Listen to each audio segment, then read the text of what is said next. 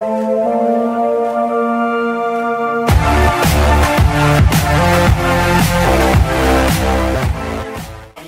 of the dais, we have Dr. Drowatzky. He's our Executive Vice President and Head of the global companies. We have Mr. Butzek. He's the Director Sales for us, and he handles countries like China, Asia, the East Asia, as well as the African countries. So,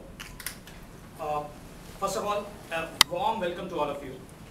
So, எங்களோட request கேட்டு நீங்க இந்த ஈவென்ட்க்கு வந்ததுக்கு எங்களோட நன்றி. So, you all know why we have assembled here. So, today we are celebrating about 10 years of incorporation in India.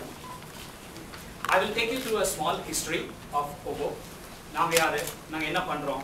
We will share this information, and then maybe the last 10-15 minutes we can take your questions as well, if you want.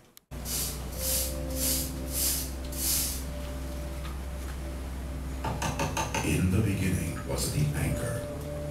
No, not that one. This one. The first anchor without the need for drilling.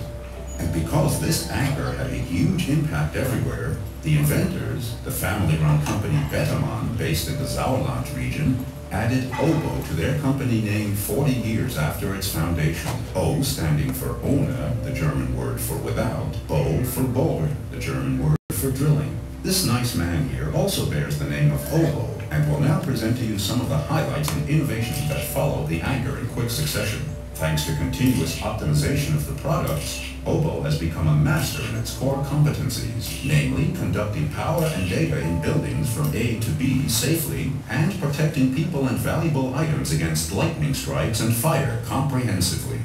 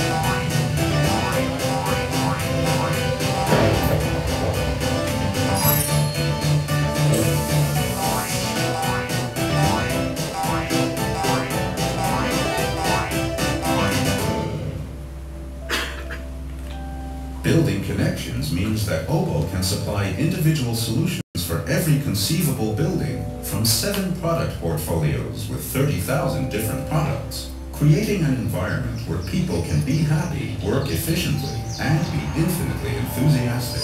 So badly laid out infrastructure can be avoided, resources protected, and the future safeguarded.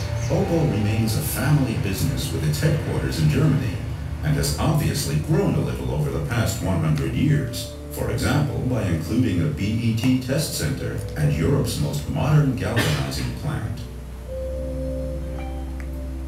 And because customer focus is a very important theme for Obo, there are already 60 locations worldwide with more than 3,600 staff members who are there to provide more safety in small, large, and very large buildings. Conducting electricity, routing data, controlling energy, building connections. With Obo Bettermann. By the way, if all you need is an intelligent anchor, it is still available.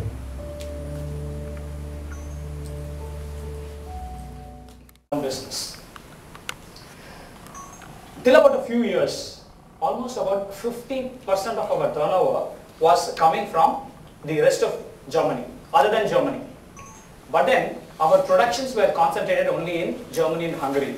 So Obo, after about say 2004, we decided to buy companies outside of Germany and also expand.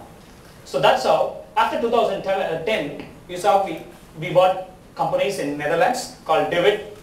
We bought a company called O-Line, the South Africa, one of the best company. United Kingdom, UK, we bought a company called Drench, and Schalfant being a company from USA we bought. So when we brought these companies, we also automatically expanded into those respective countries. 2014 we also decided to set up our own factories outside of Europe. The first facility which came up was in India, in Chennai. That was in 2014. And 2016 we set up a very large factory in Russia with about 60,000 square meters of factory. So this is how Obo over the last 10 plus years have started expanding globally. Till then it was more of a German, more of an European company. Then it becomes almost like an e-commerce business. So instead of getting into the model, we will go in the shop and the model. So we will have more number of partners working along with us who will in turn distribute these products to the market. Out of this 500 crores, you are going to invest 50 crores in it, right? Exactly. Okay. Where all it is going to So these 500 crores is only for 2018. Okay. What we are talking about is a 50 crore investment will be spread over 2018 and 19 in India. Where all it is going to be invested?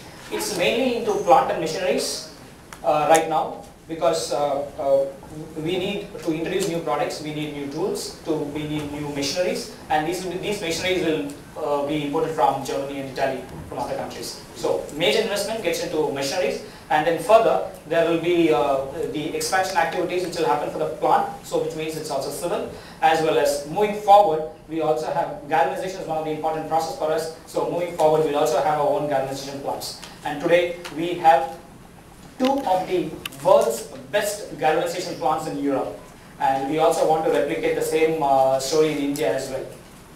Where all it will happen? Is it in Oregon? So the first investment will happen in Oregon, in and around Oregon and Chennai, and moving forward this has to be regionalized. So India is a huge market, and if we have to produce these products in Oregon and ship it to say Delhi or to Kolkata, the transportation costs will be high. So we also have plans to do a local assembly in the rest of the markets as well. Any specific where?